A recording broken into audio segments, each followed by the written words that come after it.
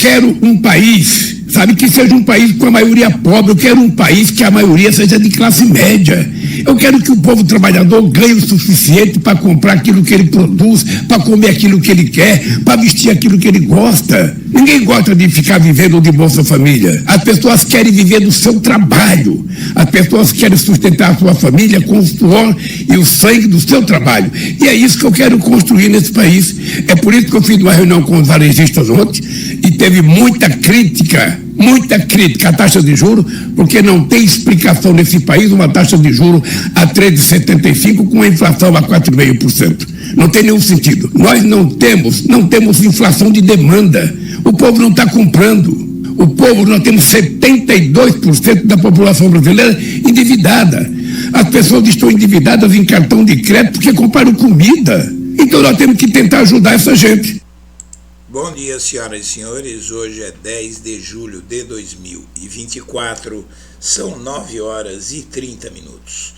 As críticas de Lula aos juros altos e o noticiário vergonhoso sobre a roubalheira de joias de Bolsonaro tiveram efeitos grandes sobre os dois políticos.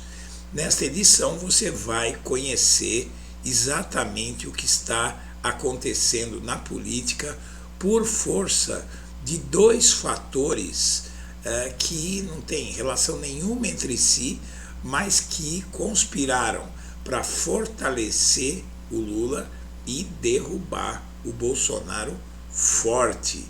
Vamos entender, mas antes eu quero pedir a você que acompanha o blog da Cidadania que se inscreva no canal, deixe seu like e compartilhe este vídeo.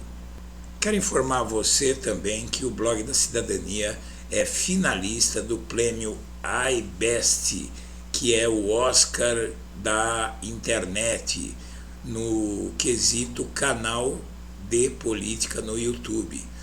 O blog da Cidadania está entre os 20 sites mais importantes e esses sites são todos empresas, né?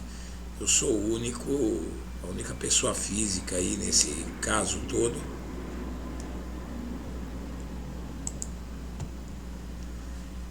E vamos que vamos, né? Vamos trabalhando aqui. Eu fico honrado de estar entre essas empresas importantes que você vê aí na tela, né?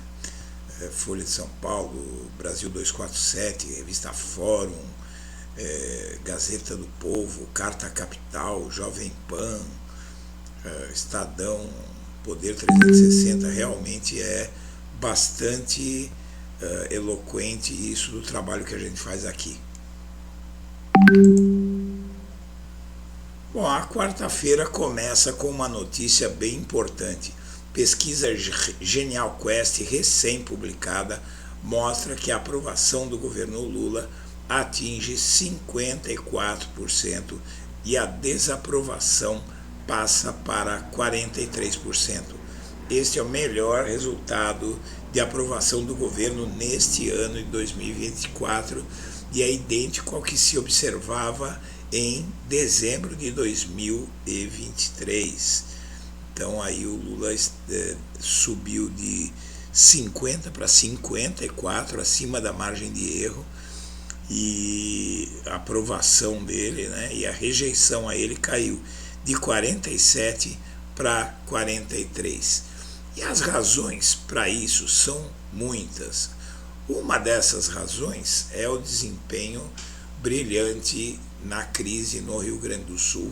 Lula foi lá, deu R$5.000 para cada família, começou já a entregar casa para todo mundo lá, agiu rápido e mostrou uma grande união com o governo opositor do Eduardo Leite, que fez inúmeras barbaridades ali, infringiu normas ambientais, revogou a legislação ambiental, e o Lula fez um trabalho excelente que está sendo reconhecido, tanto que a pesquisa anterior da Quest já mostrava que o Lula cresceu no sul do país.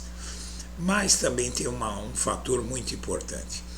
Há algum tempo o Lula e a mídia comprar o Lula de um lado e a mídia e o presidente bolsonarista do Banco Central, o Roberto Campos Neto, do outro, compraram uma briga. A mídia passou a defender o Campos Neto, que mantém juros artificialmente altos, porque a inflação no Brasil está baixa, está controlada, o país está crescendo, a economia não tem absolutamente nenhum sinal de surto inflacionário que justifique os juros altos. E o Lula debita isso a viés político e critica e diz que está prejudicando a população, essa taxa de juros. O Campos Neto defende o juro alto e diz que a inflação cai, mas muito lentamente. Então ele aumenta o juro porque a inflação está caindo devagar. Veja só, a inflação está caindo e ele mantém o juro alto, né? E aí ele não está aumentando os juros, mas ele não baixa os juros que estão altíssimos. Não baixa como deveria. A derrota de Lula por 2-1 na disputa com Campos Neto do BC, a mídia comprou a posição desse sujeito e começou a criticar o Lula por o Lula criticar os juros altos.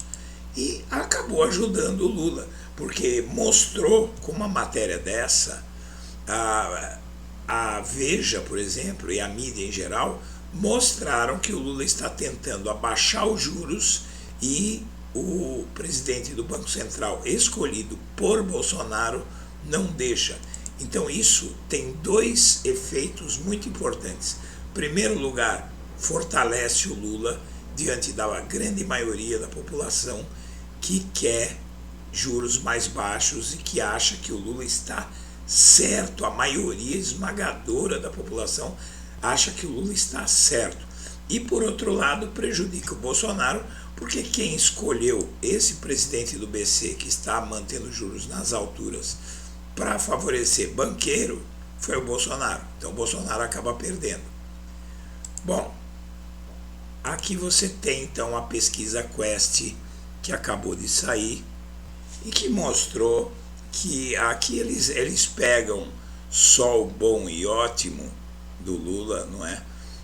Dá um número diferente. Eles destacam só a avaliação positiva do governo. Então, a Folha de São Paulo mostra a subida do Lula na pesquisa Quest. Segundo o levantamento, 54% dizem aprovar o trabalho do Lula nas pesquisas. A pesquisa foi com 2.000 pessoas entre sexta-feira e segunda-feira. Bom, essa pesquisa, ela mostra também um dado bastante interessante. 66% dos brasileiros concordam com as críticas de Lula à política de juros. E 76%, mostra a pesquisa, acham que o juro está alto demais. Então isso aí, aliado ao fato de que a economia está melhorando, só não vê quem não quer, a inflação está caindo, o crescimento está aumentando, o desemprego está caindo muito rapidamente, há cada vez mais emprego disponível, os salários melhoraram. Há dados que comprovam tudo isso que eu estou dizendo, basta você ir se informar sobre cada um desses dados. Mas não adianta ir se informar na página do Bolsonaro, não é? Ou no site da igreja que é contra o Lula. Você tem que se informar em veículos que traduzem dados oficiais, não é? Aqui então a gente vê bolsonarismo vive caça às bruxas com indiciamento de ex-presidente e incerteza sobre 2026. Enquanto o Lula se fortalece, o Bolsonaro afunda.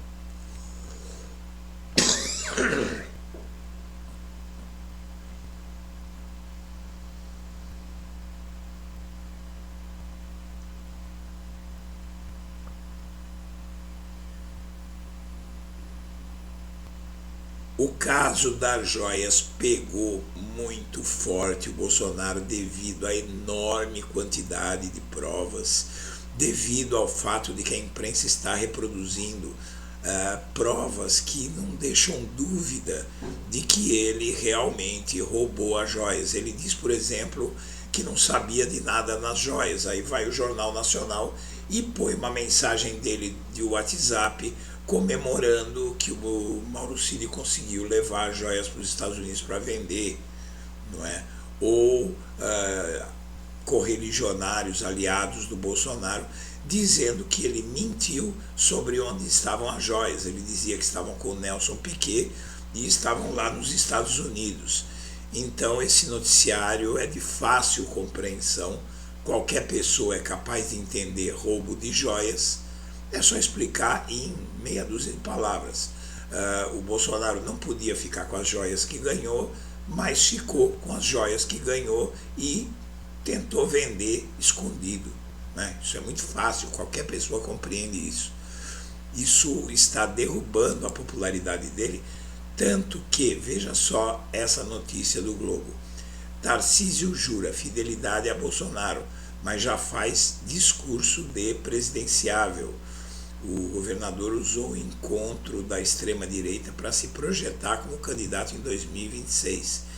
Então agora você veja, os filhos de Bolsonaro, eles passam o dia nas redes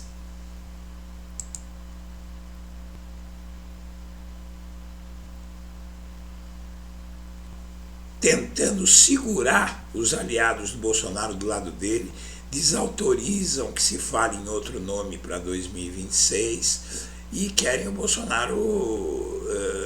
que o Bolsonaro mantenha a força dele, que está se esvaindo rapidamente. No Rio de Janeiro, o candidato do Bolsonaro, o Ramagem, está em terceiro lugar com uma votação pífia. O atual prefeito Eduardo Paes deve vencer no primeiro turno e o governador aliado de Bolsonaro está extremamente mal avaliado. Enquanto isso, o Lula está começando a bombar e vai bombar mais, pessoal. Eu venho falando isso há muito tempo aqui no blog da Cidadania. É aquela coisa da economia. Se a economia estiver bem em 2026, o povo vai votar com o bolso. Pode falar que o Bolsonaro é bonito, que a Michelle é bonita, que eles são valentões, que pode falar o que quiser. O sujeito vai votar com o bolso dele. Isso você pode ter certeza, porque quem vota nesse país, quem elege governos neste país é pobre. Senhoras e senhores, eu agradeço a atenção e deixo meu abraço para todo mundo.